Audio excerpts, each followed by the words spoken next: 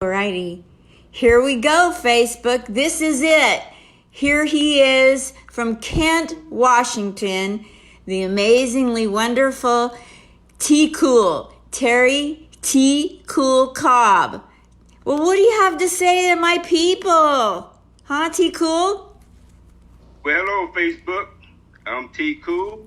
I'd like to say hi to everybody, and I hope everybody's staying inside and being safe out there and taking care of your family and your loved ones, first of all. And I'd like to say hello to Linda, and I'd like to thank Linda for welcoming me out here to Facebook land. And she's got a wonderful smile, and I hope everybody is happy that Linda's doing a wonderful job with everybody out there at Facebook also. Oh, and thank you, Linda, for having me out here today. Oh, this helps my depression. Do you know how depressing this is? Have you noticed that everybody's depressed? Well, everybody is depressed, and that is kind of sad because a lot of things are closed and a lot of entertainment world is just shut down, and that's the sad part of it. Yes. Because me personally, I love the entertainment side of things, and that's the most sad thing of it all. Yes, it is. So, T. Cool, you're up there in Kent, Washington.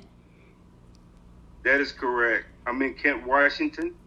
And the sad thing of it, in Kent, Washington, we don't get as much entertainment as the Las Vegas side of things, but we do love the entertainment side of it as well. Yes, I'm in the sinless city for the last few weeks. There's no sin. Well, we do have a little bit of sin. Even though we're not Vegas, we do have a little bit of sin. You have strip clubs there? Well, we got a few strip clubs, but we can't compare to Vegas. But we do have a little bit of strip clubs. You know, I raised my daughter at Renton High School. You know, when I first got here to Washington, that's the first place I touched down that was in Renton. Really? What part? Yeah.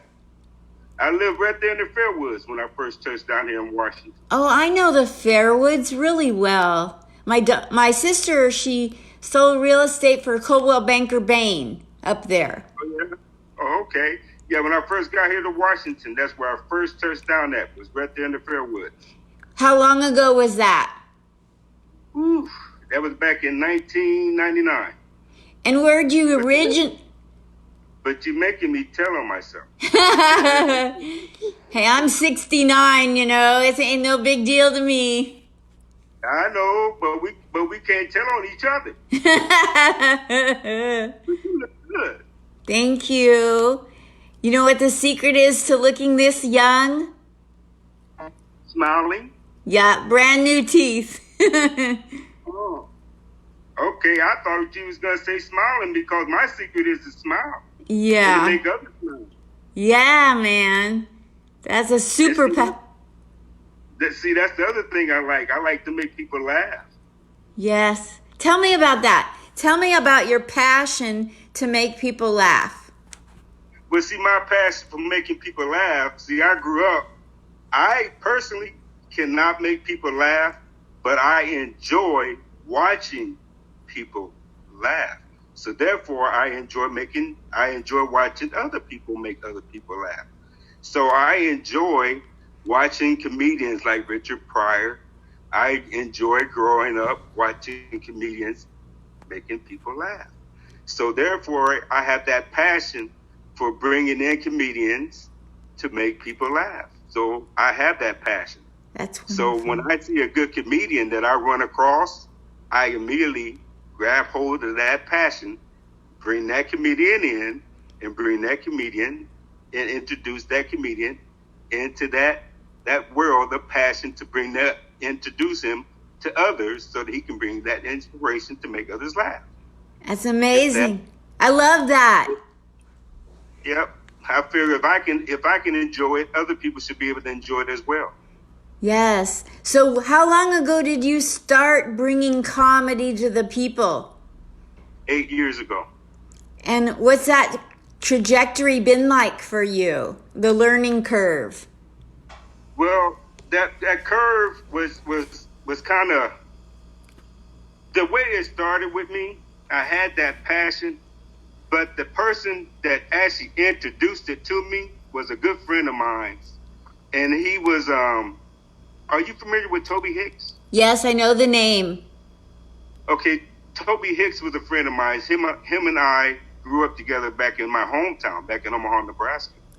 And Toby and I kind of got together, and I brought Toby here to Washington, and he kind of guided me and coached me and kind of helped me got my first show together here in Washington. And I kind of took it from there, and he kind of gave me the ins and the outs, and I kind of stuck with it and went from there. Okay, well, thank you. So, let me ask you a question about your comedy shows that you bring to people. What cities do you cover? I cover anything from Tacoma to Seattle. Put it like this: anything that my four wheels can get me there and back, I'm going. Super. So anything from Tacoma to Seattle, anything within the state of Washington to Portland, to wherever I can reach, I'll go. Got it. Where my comedians will follow me. Now, what kind of shows do you put on? Because we have somebody here watching from Portland. If people wanted to have a private show, or is it at a club, or what? Where all do you bring your shows to? None that makes no difference. I can bring my shows privately or publicly, and I don't just do the comedy. I like to mix it up because I love music. So when I bring my comedy, I like to make a combination of comedy and music together, because I believe that comedy and music together also kind of, I don't know how you say, inspire people. Yes. So when I bring the comedy, I like to bring it in the combination. Like when I do my comedy shows, I kind of like follow it up with a little bit of music. I love that. Kind of like to end the night, kind of like to cap it off a little bit. I work with a wonderful band as well. If it's okay, I like to put their name out there as well. If it's okay, please. I got a wonderful band that I work with, Goodie Bag Band, which I find them to be a wonderful band to work with here in the state of Washington. And they're very, very, very talented band as well. So I work with them also. The Goodie Bag Band. How do you spell Goody? Goody. Got it. So bag. B-A-G-G. B-A what? B-A-double-G. Goodie Bag Band. Goodybagg Band. B-A-N-D. Yep, and you can find them also on Facebook. Okay, wonderful. I'm going to write it down and go like their page and listen to their music. And you can't go wrong with them. They do all kinds? They play the R&B, jazz, old style music, but they can also play the hip-hop style jazz R&B music. If you don't like them, I'll eat every word that I'm saying here today. Oh, that's amazing. I've gone and tried to get comedy mics and shows in music venues or bars that just want music. And too many times, it's sad to say, a bar will only want music or only want comedy, but rarely do they want both. And rarely are they letting in both at the same time, so kudos. Exactly. And that's what I'm trying to do. I don't like to just focus on just one thing, just comedy or just music. I like to do a combination of both. That way, I like to satisfy not just the comedian or not just the music people. I like to satisfy both. That way, when they come in and they have that pleasure of laughing, while I got them laughing and smiling with them on their face, now they can get up and have a good time and dance for the rest of the night. And my establishments that I work with, I like to go to establishments that maybe have a nice bite to eat, maybe, and maybe have a nice bite to eat at the end of the night. let's just put it all together and have a good night all together. You know, That's- make a whole night out of it. So, And that's how I like to do things. what kind of comics are you shooting to have? So, I got comics that listen to these interviews, and you're a booker and a promoter, right? Yeah. Yes. So, like, some comics wouldn't be right for you. So who is right, or what are you looking for in a comic? I'm looking for a comic that could well, in my terminology is called a real buster. And what I mean by a real buster, I want a comedian that's gonna make a person just can't stop laughing. I want somebody that's gonna be able to tell a joke and make a person laugh not once, not twice, but at least 3 or 4 times throughout the night. I want your jokes to be just come at me. You know, don't be flat. Don't give me no flat jokes. I don't want to hear no jokes that I didn't heard before. I don't want to hear no jokes that I can predict what's coming. I want to hear some jokes that are like strong jokes. Give me some good jokes. You know, I want to hear some good jokes. Love it. Something that's going to really make me laugh. I'm loving them kind of jokes. Be fresh. You know, even pick on the crowd. Pick on the crowd a little bit. I like those kind of jokes. Freelance a little bit. That's a comedian. That's a comedian is right. So what's the funniest thing or the ugliest thing that you've seen in comedy since, did you say it's 8 years? 8 years. Yes. What's in your shows, like a heckler or a comic that came out inebriated and did something goofy? What's the goofiest thing you've ever seen on one of your stages? The goofiest thing I ever seen? Yeah, or funny or ridiculous. Let's see. The goofiest thing I ever seen on one of my stages. Well, it wasn't on my stage. I'm going to say the goofiest thing I've seen on any stage. Okay. I'm gonna have to give it to Eddie Griffith. I got to give it to Eddie Griffith when he did the Michael Jackson. He's my comedian. Is When he? he did the Michael Jackson, yes. When he did there and he stood there and he did the Michael Jackson when Michael Jackson was on drugs, Eddie Griffith, he got my vote. Wow. You know, to me that was original. okay. So Eddie Griffin, you know, he's signed here permanently at the Sahara. You know that? Well, he's got my props. He did a good sign. Yeah. He was sick for a while and they didn't have anyone fill his spot. They were like, nope, can't fill his spot. We'll hold his spot till he's not sick. Well, then you know what I'm talking about then. Yeah, I have to go catch him when we get out of our bedrooms. I'll have to go catch him. Yeah. Thanks for the tip. I've never watched his comedy. I just know who he is. Yes. He's a good comedian. I like his comedy. He's original. He steps out the box. And that's what I mean. He's a real buster. And that's the type of comedians I like. Because he makes it fresh material that it gets you. Yes. Yes, he does. And he's not afraid to say what he want to say. I love that. You know, I was interviewing Jimmy Schubert the other day. And whenever I've watched Jimmy Schubert, he always swings for the fences. Like, he just doesn't give up. You know, like if he smells a weakness that you're going to laugh, he just lays into you. And I told him that's such a great thing that he does, the way he does. It's so, you know, sounds like same as Eddie. Mm-hmm. Now, my other comedian from way back in the day that stuck with me is Robin Harris. Who? Robin Harris. I got to write that down. Oh, come on now. Yeah. School me. Now, what's Robin Harris like? Robin Harris, test tube baby. I got to tell you the story about Robin Harris.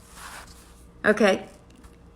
All throughout my life, I picked up my family, and I called all my family members test tube baby because I watched the cartoon Baby Kids, and throughout that cartoon, he had the kids on there. They were really, really extremely bad kids, baby kids. You know, and the kids throughout the cartoon, they were very bad, and they were so bad, we don't die, we multiply. So I would just call all the kids in the family little old test tube babies, little old test tube babies, little old test tube babies. Mm-hmm. And Lord behold, here it comes. I have my last set of girls. Would you believe I have triplets? No. Now? Wow. Yes. Little test tube babies. Wow. Are your girls identical or paternal? No, only in behavior. Only in behavior. They're not identical, just in behavior. That's amazing. I love them. I love them. How old are they now, Terry? They just turned 13. Oh, Lord Almighty. What's that like? Yeah. Oh, it's been fun. It's been a pleasure. Oh, you have the right attitude. Yep, I love them. Yep. No, there's nothing more beautiful to me than a man who is a good father. That's such, oh my gosh, that is such a babe magnet, because, when I was married, my husband, he didn't come home at night. And it got worse when I divorced him than he divorced the child. So yeah. It's kind of cool. Me and their mom, we take care of the girls. We've been separated, but we still take care of the girls. They stay with me part of the time. They stay with mom part of the time. But we deal with it. So is mom in the same vicinity? Mom's live in your area. Mom's renting. I'm Kent. Nice. But, I get them. I get them my 3 to 4 days out the week. She get them her 3 to 4 days out the week, and that's where it's been for the last 11 years. Wow. They were 2 years old at the time of the divorce. It's a great time. They grow up not knowing any different, really. Yeah, but we both stepped up to the plate and dealt with it, and the girls are getting loved by both of us. And hey, what would you say to encourage fathers out there in their journey and being good dads nowadays? Is to step up to the plate and don't be running away from it. That running away from it only makes things worse. Yes. Stay in your child's lives because they need you as a father or a mother. It's very important for your child, for you to be there, especially nowadays, because it's very important for kids to have that parent in their lives. Because without you, there won't be no guidance. It's very important for kids to have a parent in their lives. It's very important because it's tough without a parent in your life. Because if not, they'll start looking elsewhere for guidance, and you don't want your child looking for those other places for guidance because it's not going to be the right guidance that they need. So yeah, be there for your child. Trust me. You don't want nobody else teaching your child something that you don't want them teaching your child. Thank you. You know? Now, with the shutdown, are you being a homeschool dad part of the time too? Yes. What we do is mom gets the kids up at 9 a.m. sharp. I get the kids up at 9 a.m. sharp when they're here at my house. So they still going to school. So it's like school is school. Yeah. So they know. Wow. So, Only day they don't, so the only day they don't go to school is Saturday and Sunday. so with the shutdown, that's got to have taken a bite out of you financially if you put on shows. Yes, it does. Takes a big bite financially. But you know what it does do over here? It gives me a lot of time to teach my girls how to cook. They've been doing a lot of cooking. Now, what do you like to teach them to cook? Ooh, I'm a soul food man over here. I like soul food.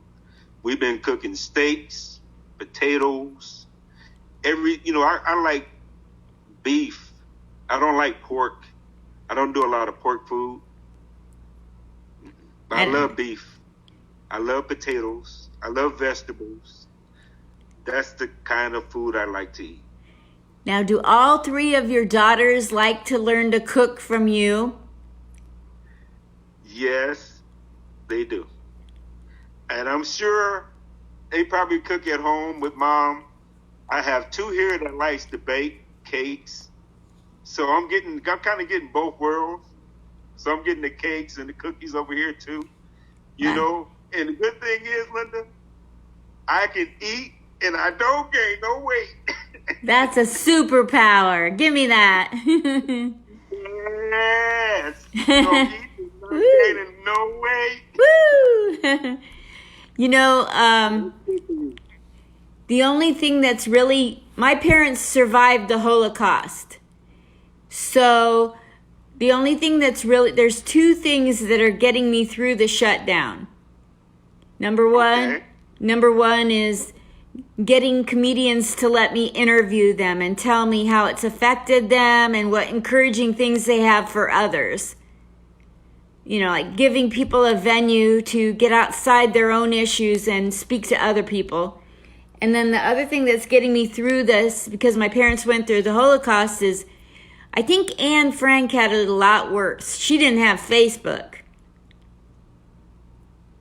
You know what my grandparents been through? What's that? You know what my grandparents and family been through? I can only imagine. No, please tell me exactly. Exactly. Yep. I want to hear it, and I think people need to hear it. Rosa Parks is my relative. What? Yes, truly. T cool, I did not know that. Wow. Look at my Facebook page, Linda. Yeah, I have a problem with snooping. Yeah, snoop a little harder. I feel like I do these, when I'm interviewing, I'm raw dogging it. Yeah, snoop a little harder. Rosa Parks is actually my blood relative. Wow. So you have seen, and you have seen a lot of the racism in the South. I was born in Montgomery, Alabama. Talk to me about that, T Cool. And Rosa Parks is my grandmother's first cousin. Wow. And the reason I left Montgomery, Alabama is because of the racism. You know, I'm ashamed of what we've done. I'm ashamed of how we've treated the people who are of color. Like that's so much, like that absolves us by calling them people of color. Well, now we've erased 400 years of torture? No, you know, like that doesn't do a thing to me, you know, like the things we've done to the black people, the people of color, we can't make up for that. We certainly haven't tried, you know, like my people got money from the German government for what they've been through, but America hasn't come through with that for the people of color. Right. So, you know, like it just goes on and on. True. Yeah. So my dad, when he went through anti-Semitism, his whole family, but him was killed in the camps. When he came to Portland, he saw the racism, so he opened up a furniture store, and he was a boxing promoter on Grand Avenue, which no longer exists. It's now called Martin Luther King Jr. Boulevard because of what we did to the people of color. Like that makes up for it, give them a street and we're done. My dad wanted to reach out to the people of color because my dad didn't believe in anybody being any better than anybody else, and he saw how bad it was in Portland, Oregon, which I'm sure you've heard of how bad Portland used to be. Mm-hmm. Yeah. And then I have not to cut you off, and then I have a brother who has a street named after him. They're in Talladega, Alabama. What? Willie Ferrier Drive. Now. And they have a Willie Ferrier Foundation. So who's Willie Ferrier? Willie Ferrier is my brother. He started, he actually was blind.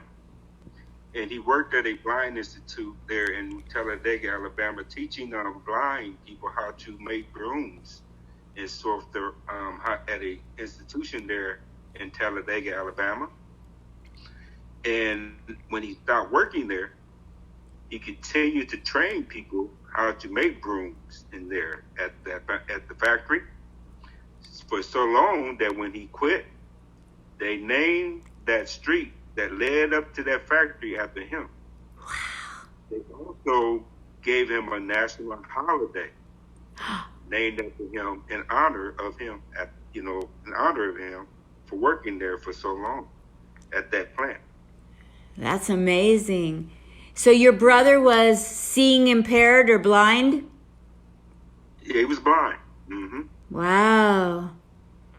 Because I was going to say, if it was in Talladega, did you say? Yep, Talladega, Alabama. Is that where the Talladega Speedway is? Exactly. Did he ever get one of those rides around the track? No. See, there's a lot of age difference between me and my brother. Okay. Because my dad, there's a lot of age difference between me and my dad. How many years difference is there, T-Cool? A lot. My oldest brother passed away. Not my oldest brother, but when he passed away, he was 90. He was 90 something years old. Whoa. Between he and I, as you can see, there was a big gap in age difference. Yes. Wow. Was there a lot of closeness anyway? Yeah, we talked on the phone a lot, but there wasn't a lot of closeness in physical closeness because of where we lived, but there was closeness as far as communication. And he was my main communication between me and the siblings and my dad. It was my brother. Lovely. Very lovely. So this whole thing, because you're a booker and a comedy promoter, you have people you promised gigs to and you can't fulfill those promises. So if anybody was so inclined to want to donate to you, are you accepting Cash App or Venmo or PayPal? Yes, I will. Okay. How do they get a hold of you do you want them to message you on Facebook or what? They can catch me on Facebook. Okay. They can catch me at the Terry T. Cool Cobb. Okay. The Terry T. Cool Cobb. TERRYTC Cool. Nope. T Cool. So Terry, TERRY, TC Cool. I'm going to mess it up. Terry, TERRY, TCOOL Cobb, Cobb. That's correct. Got it. I got it. Ding, ding, ding. So, where can people find out about upcoming shows that you're promoting if you maybe start doing shows on the internet or we get out of our bedrooms? Where can they find your shows? Do you have a website of all your shows? You can follow me on that Terry T. Cobb, but you can also follow me on What's Happening in Seattle and What's Happening in Seattle, Tacoma on Facebook. What's Happening in Seattle? Yep, What's Happening in Seattle, Tacoma on Facebook. Okay. Perfect. Yeah, there's a few. When I was at Harvey's Comedy Club, there's a real strong presence of very good comics in Seattle. Like Josh Firestein came frequently. Do you know Six Doan? Tixx? Mm-hmm. And then I follow a lot of people. I follow a lot of names through Facebook, and I look at a lot of people's shows through Facebook, and that's how I find my comedians. I kind of do a lot of research myself. That's wonderful. And I'm trying to come across people. That's great. If I don't do my research, they're not going to just fall in my lap. That's right. You have to put in the work. That's correct. So if somebody thinks they really like you and want to be on one of your shows, they can hit you up on Facebook. That's correct. Well, so you're you have an open door policy, and when they hit you up, you're going to research them. You're not just going to hire them. You're going to do your work. Yep. And I'm very generous, and I'm not that one that be like, hey. No, I'm that. Come on. I'm that welcome aboard guy. You're the what? I'm the welcome aboard guy. I love it. What do you want to say? I'm not that push away guy. I'm that welcome aboard guy. I got room for everybody. Oh my gosh, that's so amazing. Super. So what do you want to say as a parting thought to people that how are you staying sane in this new environment we have? First of all, I like to say stay home, stay inside, and stay safe. And when all this is over, come on with T Cool, follow the rules, and let's get it on. I love it. That was a really good song, too. Let's Get It On. Remember that song by Marvin Gaye? Let's get it on. Thank you so much, everybody. This is Terry T. Cool Cobb, and he goes by T. Cool because he's always cool.